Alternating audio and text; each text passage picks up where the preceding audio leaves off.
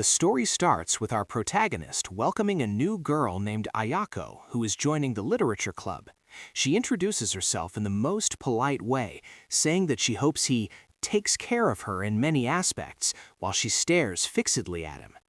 After that, we see that our protagonist stays late at school with Ayako doing different activities for the literature club, and when they are already leaving for their homes, a strange, tall, dark entity appears, which makes Ayako so afraid that her legs give out from the fear, and she ends up peeing herself, while our protagonist complains while carrying her. The next day, ever since Ayako arrived at the club, strange and very loud sounds started to be heard in the room, to the point that the protagonist begins to think it is a poltergeist. A poltergeist means a noisy ghost, or a paranormal phenomenon characterized by inexplicable physical disturbances, like loud noises, movement or levitation of objects, bangs on walls, and sometimes physical attacks. However, when he approaches her to ask what is happening, he realizes the reality is different. The noises are actually Ayako's stomach growling very loudly. She, completely embarrassed and eating a piece of bread, explains to him that when she concentrates too much on reading, she forgets to eat lunch, while the protagonist stands there puzzled, commenting that the noise was way too loud. A few days later, arriving in the afternoon at school, Ayako approaches our protagonist, whom we will call Senpai, with a very intense look to tell him that they should go home together. She insists in a somewhat strange way that walking at night is dangerous and that they must be accompanied no matter what, to which he ends up agreeing without overthinking it. On the way, they pass by a shop that sells limited edition desserts, and the protagonist suggests that since they only allow one box per person, Ayako should go another day with the person she always goes home with so they can buy more. Ayako is puzzled and tells him that she always goes alone, but the protagonist assures her that the other day he saw her walking with a girl with long hair and a white dress. Seeing that Ayako gets super nervous and starts sweating from fear, the protagonist regrets it and quickly tells her it was just a joke. A day later, Ayako comes to the protagonist and hands him a bag of cookies she made herself as a hobby. Although she assures him that there is nothing weird in them, the protagonist thinks that saying that actually makes it sound scarier, but he decides to try them anyway. Upon eating them, the protagonist comments that the cookies taste like absolutely nothing, to which Ayako reminds him that he himself had said he didn't like sweet things. She reveals that she made them without any sugar at all, and in response to the protagonist's complaint, she simply tells him to shut up and eat them. A short time later, the protagonist finds Ayako writing intensely and asks her what she is doing. She explains that she is drafting a short story for the Literature Club magazine that they will present at the cultural festival. Knowing this, the protagonist feels like reading it, but Ayako warns him in a strange way that if he reads it, he might go crazy. Although she tries to prevent him from seeing it out of embarrassment, the protagonist insists, and she eventually agrees to let him take a look. However, upon starting to read the manuscript, the protagonist goes completely silent and begins to cry out of nowhere. Ayako gets super nervous and ashamed seeing him like that, telling him that it is very embarrassing for someone to stay quiet and start crying over what she wrote, while desperately asking him to give her text back. The next day, the protagonist says goodbye to Ayako with the literature club, and she asks him to have his manuscript ready for the cultural festival. Finding herself alone, Ayako decides to head home as well. Leaving the school, she notices that her senpai took a different route than usual, and, out of curiosity, she decides to follow him until she realizes that the path leads to her own house. Ayako watches his senpai rings the doorbell and sees her mother let him in. Confused as to why her mother let the protagonist enter, Ayako goes into the house and stands in shock as she sees her senpai kneeling in front of an altar with her own photo on it. In that moment, her memories return and she understands the truth. She died in an accident the day before last year's cultural festival. All this time, she had been interacting with him as a ghost without realizing she was dead. Ayako is in total shock upon seeing her photo on the altar. She doesn't react, and in that moment, Senpai realizes that Ayako is also there with him. Ayako's mother notices that Senpai is a bit nervous and asks him if something is wrong. A nervous Senpai replies that nothing is wrong, it's better if I leave now. Once outside Ayako's house, Ayako asks Senpai if he already knew she was a ghost. Senpai answers that he is also a bit confused by the situation, asking her, "How did you not realize it?" Ayako responds that she had completely forgotten. Senpai begins to explain to Ayako that the first time he saw her club application, he got a huge scare because the application had the name of someone already dead. A bit confused, Ayako asks him if he can see ghosts. To that question, Senpai says yes, but for some reason he can only see her at night. Ayako replies that she never realized she was a ghost, although she mentions that no one else spoke to her besides Senpai, and that she had also started seeing strange things lately.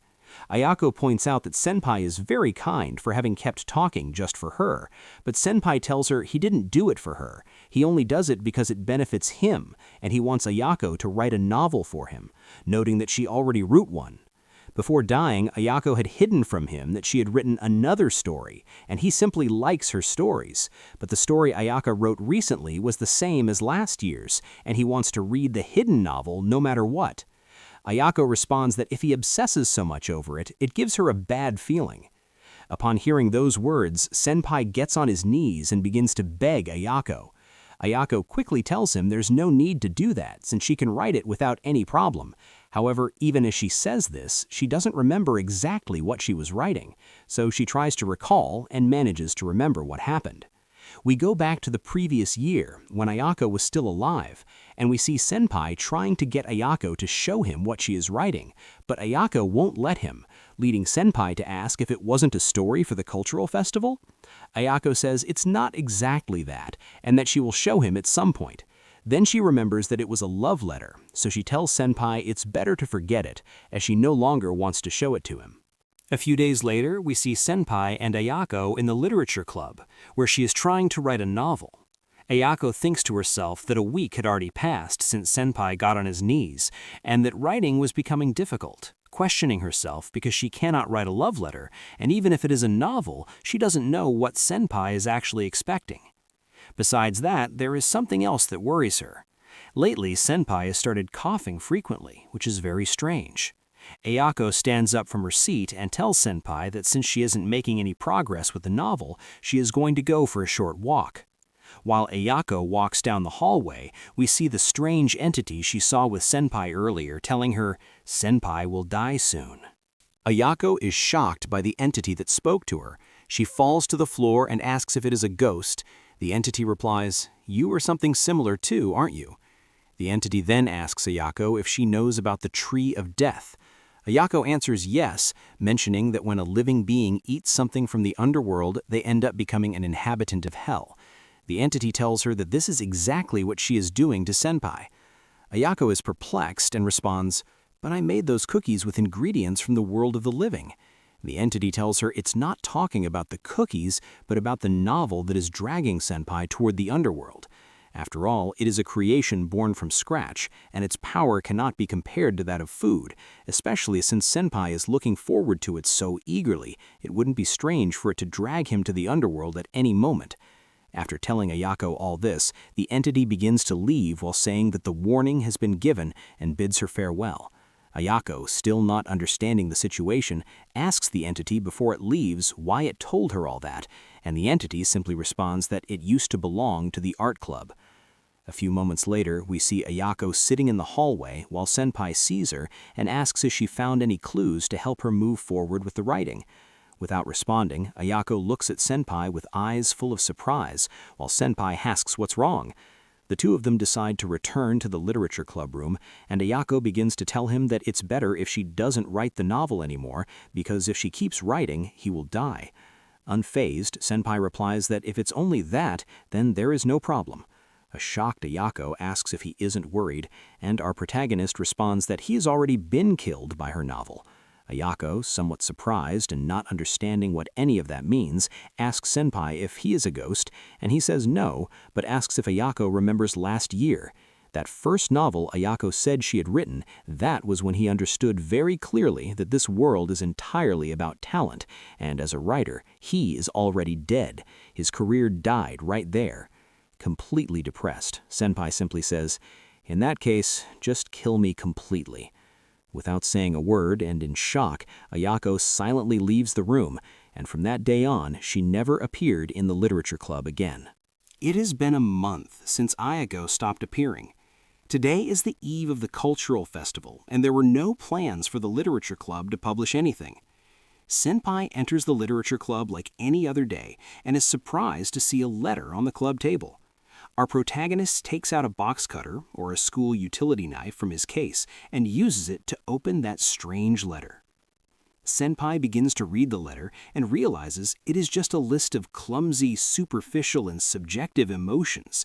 It is nothing more than a mix of awkward words too mediocre to be called a novel. It was a love letter. We see Ayako standing at the very top of the building thinking, when suddenly the entity that warned her about Senpai dying appears. The entity asks Ayako if it was okay not to have told him directly.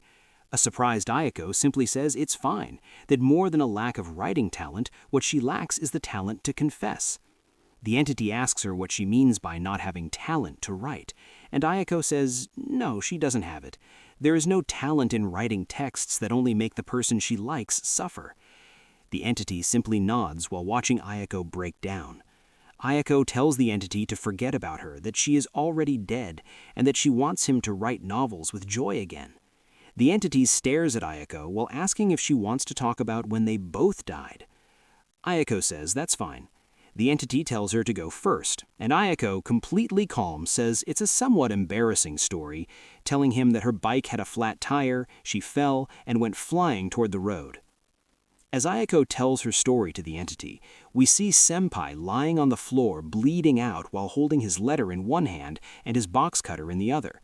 Immediately after, we see Senpai with his cutter in hand in a bicycle parking area, staring fixedly at one bike in particular, looking as if he is about to puncture its tire.